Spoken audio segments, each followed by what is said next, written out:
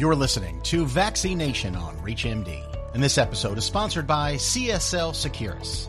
Here's your host, Dr. Charles Turck. Welcome to VacciNation on ReachMD. I'm Dr. Charles Turck, and today we're exploring the broader clinical impact of influenza and how it shapes vaccination recommendations with Dr. Rachael Lee. She's a professor of medicine in the Division of Infectious Diseases at the University of Alabama School of Medicine, where she also serves as Chief Healthcare Epidemiologist. Dr. Lee, thanks so much for being here today.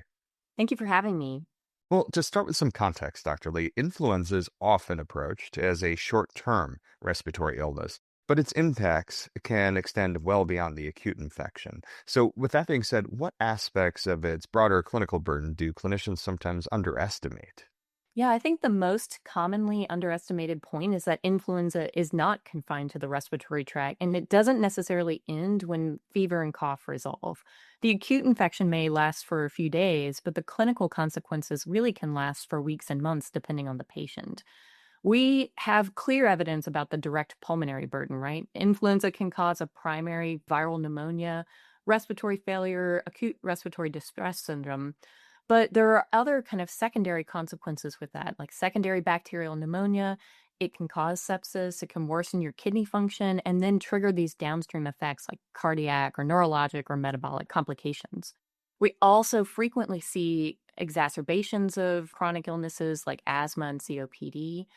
And so the diagnosis written on the admission may be pneumonia, heart failure, or myocardial infarction, although influenza was the event that triggered all of it.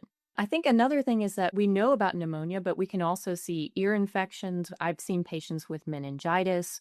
There are things outside of the respiratory system that can be a direct consequence of influenza. And then finally, we know that there is an under-recognized burden and loss of physiologic reserve in some of our older patients.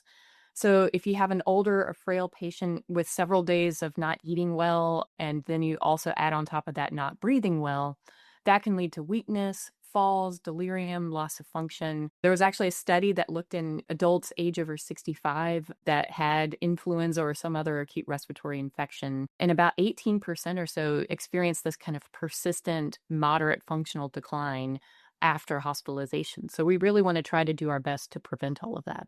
Digging a little deeper into that, as you've been discussing, for patients with chronic pulmonary disease, diabetes, or other underlying conditions, the consequences of an influenza-triggered exacerbation can have lasting effects on overall health. So how else can these episodes affect subsequent recovery and ongoing disease control? Yeah, we know some patients may return quickly to baseline, but others have this really prolonged illness, particularly after a severe exacerbation or hospitalization. So acute influenza infection really places stress on several systems all at once. There's airway inflammation, you can get increased mucus production, you may not want to eat, that disrupts your sleep, reduces your activity. And that may also affect how you respond to some of your usual medications. So with someone that doesn't have as much reserve, that can really lead to downstream consequences. In an asthma patient or a patient with COPD, that intense airway inflammation and bronchospasm can lead to exacerbation. So then that leads to receiving steroids, oxygen, and hospitalization. After the virus clears and you're no longer infectious, you may still have that deconditioning because of that chronic illness. We've also seen outside of lung disease and heart disease in patients with diabetes that can increase your counter-regulatory hormones. It leads to insulin resistance. It leads to difficulty with controlling your blood sugar. And that dehydration can lead to diabetic ketoacidosis as well. So if you have someone who's maybe a brittle diabetic, they may present with diabetic ketoacidosis, but influenza is the cause. So I want to bring this back for a moment to how influenza can also increase a patient's susceptibility to secondary bacterial infections, including pneumonia. What is it about influenza that creates that vulnerability, and why can these infections lead to a particularly severe clinical course? Right. So influenza directly damages the lungs' physical defenses. It disrupts our antibacterial immune defenses at the same time. So there's clear data that shows damage to those ciliated airway cells. it impairs your mucociliary clearance. So that bacteria that normally is removed from the airway really has this easier path directly into the lower respiratory tract. We tried to identify if COVID-19 does the same thing, and I think the data is not as strong as it is with influenza. The other piece to this is that our immune response becomes temporarily reprogrammed. So the antiviral response that's necessary for controlling influenza can actually impair some of our antibacterial defense. So influenza reduces the ability of the alveolar macrophages, which those are the cells that really phagocytose bacteria. And so that can disrupt your neutrophil recruitment and then lead to changes in bacterial killing. So in other words, like our immune system is not really weakened, it just is focused on a different threat, and so then that leads to potentially seeing an infection with a secondary bacterial source. As you touched on a bit earlier, evidence has also linked influenza infection with acute cardiovascular events as well, including myocardial infarction, stroke, and worsening heart failure. What else can you tell us to help us better understand the cause of that relationship and which patients are most vulnerable? I think a lot of this has to do with, our hyperactive immune system that is dealing with influenza. When we have a systemic inflammatory response that can lead to a prothrombotic state, it activates the vascular endothelium, it increases your platelet activity, alters coagulation, all of the things that you learned in medical school or pharmacy school, whatever, if you can remember those different pathways, that's what we see. At the same time, fever, tachycardia is really like almost like a physiologic stress test, right? You're testing your myocardial oxygen demand, hypoxemia, impaired pulmonary function, reduced oxygen supply.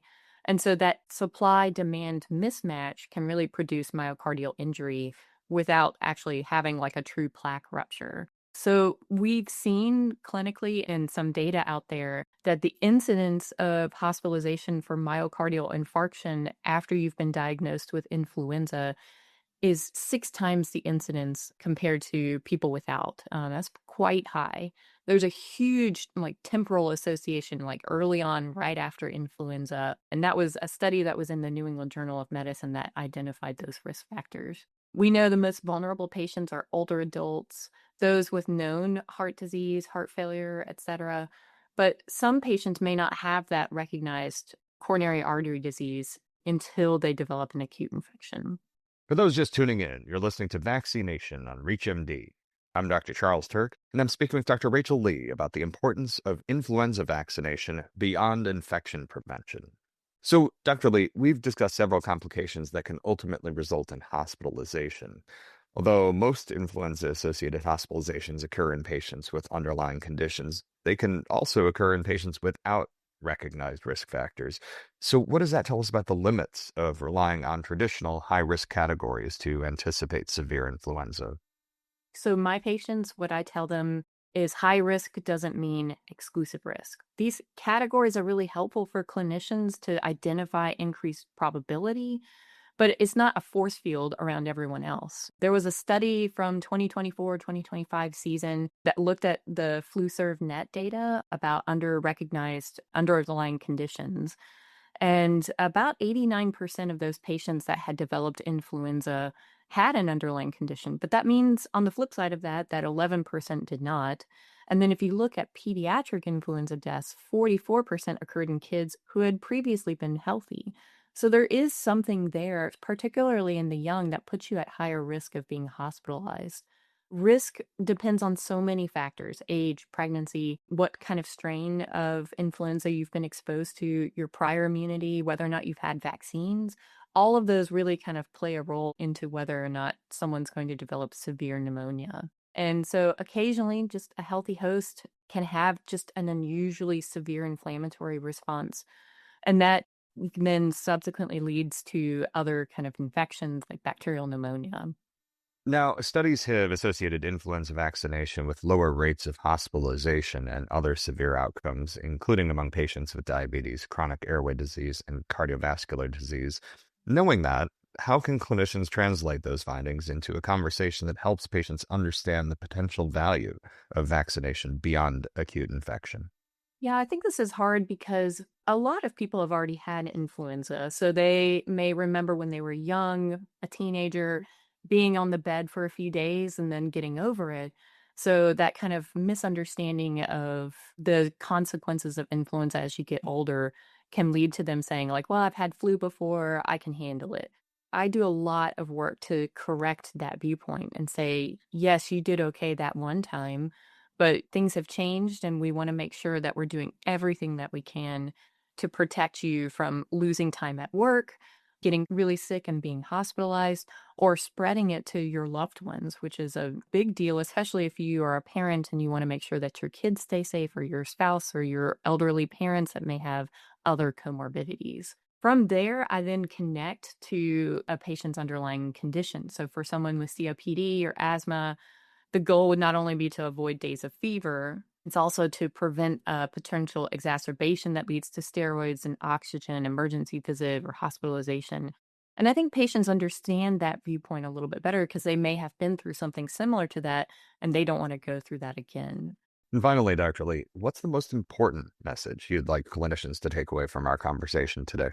I think, the hardest thing that clinicians have to do is talk about something that is a potential, right? So we recognize how difficult it is, and hopefully, conversations like this give you some of the verbiage that you can use to then help the patient that's directly in front of you.